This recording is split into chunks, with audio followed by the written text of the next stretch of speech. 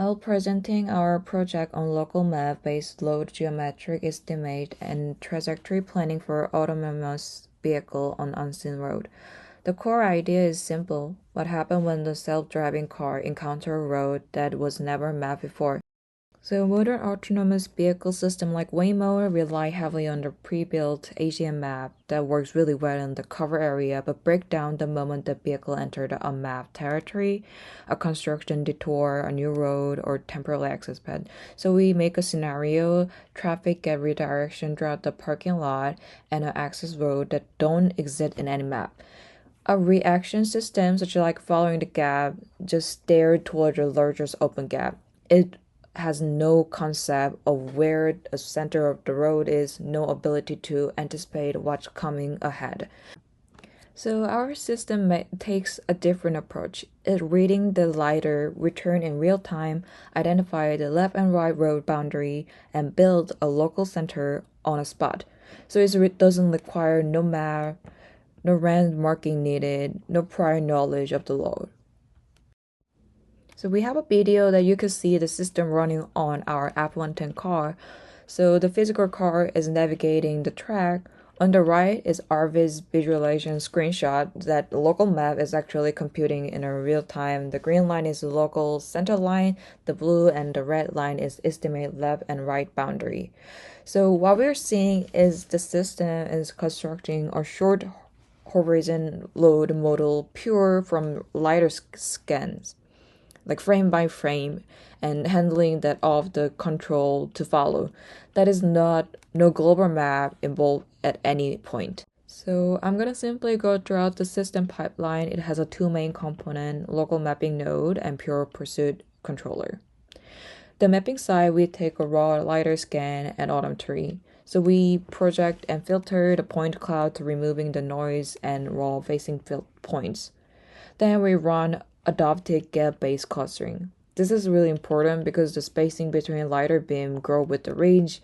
We realize the fixed distance threshold doesn't work, so we use a range dependence threshold instead. Next, we temporal wall association, which is we matching the current cluster to the previous frame's left and right wall estimate. So labeling stay consistent even throughout the partial occlusion. And now we run center line generation and smoothing using normal lay intersection between the tool wall, followed by the B-spline fit. The output back goes to the pure pursuit controller, which is selecting a look-ahead goal point and compute arbitrary over steers and speed command. If the mapping node is failed for the frame, the previous valid pad is transforming using odometry and reuse it, so the controller never loses its reference. Before I go over the key result that we figure out, I want to answer the question like why we need a local map even the follow the gap is already there. The fundamental issue is the follow the gap has no representation of the road. It's picked the direction based on what is open right now, but it doesn't know where the center of the road is, how wide is road, or what is the coming next second. Every decision is made from sketch, every frame. It is fine for pure collision avoidance, but driving isn't just about not hitting the wall. It's about the staying centered, maintaining smooth speed, and planning ahead. So our local map is solving the issue. Giving the short horizon model of where the road is and how it's curved. That one addition unlock curvature over speed control, stable centerline tracking, and graceful recovery when the perception drops out. So our team thinks that local map could improve some point of the follow the gap. The results show it is. We compare our local map planner against the follow the gap across the three metrics.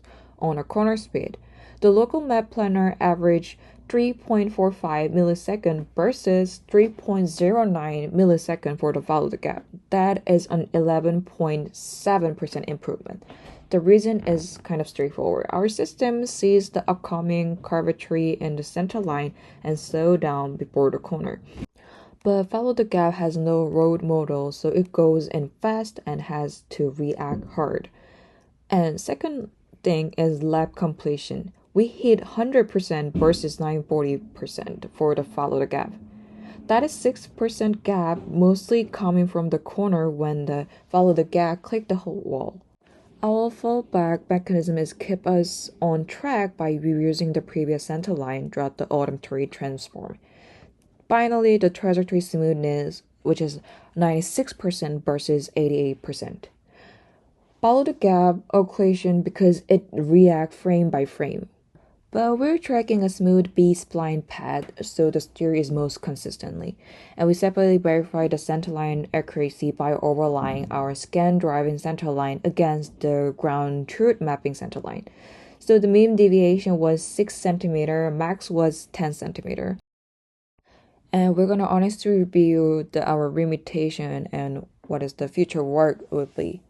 So the first obstacle versus boundary, our cluster doesn't fully distinguish between a parked object and an actual wall. Both shows us as a point cluster and could be mislabeled as a road boundary. This is a real problem for the real world development. Second, the road wide estimation can drift if the first few frame has noisy or particle measurement. And another thing, all of our results are from the single test map. We need a broader validation across the different tracks, shape, speed, and condition. For the future work, we could fusing LiDAR boundary with the camera-based road edge detection for the case where the geometric boundary are weak. Second, using the local corridor as a constraint for RRT-based planning to support obstacle avoidance and overtaking things. Finally, integrating the MPC controls so we can optimize speed while exactly representing the road boundary constraint. Thank you for listening to our presentation.